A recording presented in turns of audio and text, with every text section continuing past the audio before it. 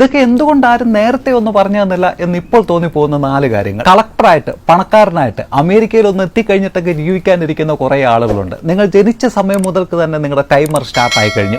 നിങ്ങളുടെ ജീവിതത്തിൻ്റെ ഓരോ സ്റ്റേജും ആസ്വദിച്ച് തന്നെ ജീവിക്കേണ്ടതാണ്. എത്ര പണക്കാരനായാലും എന്തൊക്കെ നേടിയെന്ന് പറഞ്ഞാലും നഷ്ടപ്പെട്ട ബാല്യവും കൗമാരവും ഒന്നും നിങ്ങൾക്ക് തിരിച്ചു പിടിക്കാൻ കഴിയില്ല. നമ്മൾ ജീവിതത്തിൽ ഭാഗ്യവാന്മാരെന്നും സന്തോഷമുള്ളവരെന്നും ഒക്കെ കരുതുന്ന പലരുടെയും ജീവിതം അങ്ങനെയല്ല. നടന്മാർ, സെലിബ്രിറ്റികൾ പലരും വളരെ സമ്മർദ്ദത്തിൽ ജീവിക്കുന്നവരാണ്. കോമ്പറ്റീഷനിൽ പിടിച്ചു നിൽക്കുന്നതിന്, കുടുംബം മുന്നോട്ട് കൊണ്ടുപോകുന്നതിനൊക്കെ പണിപ്പെടുന്നവരാണ്.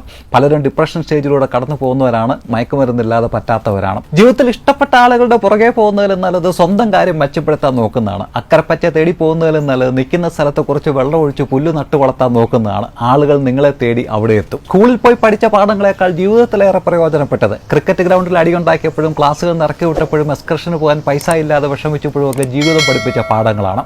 ഒരുപക്ഷെ ഇതൊന്നും ആരും നേരാൻ വണ്ണം പറഞ്ഞു തരാതിരുന്നത് ജീവിതം എന്താണെന്നൊക്കെ ഒന്ന് മനസ്സിലാക്കി വരുമ്പോഴത്തേക്ക് കാറ്റ് പോകുന്നതുകൊണ്ടായിരിക്കും.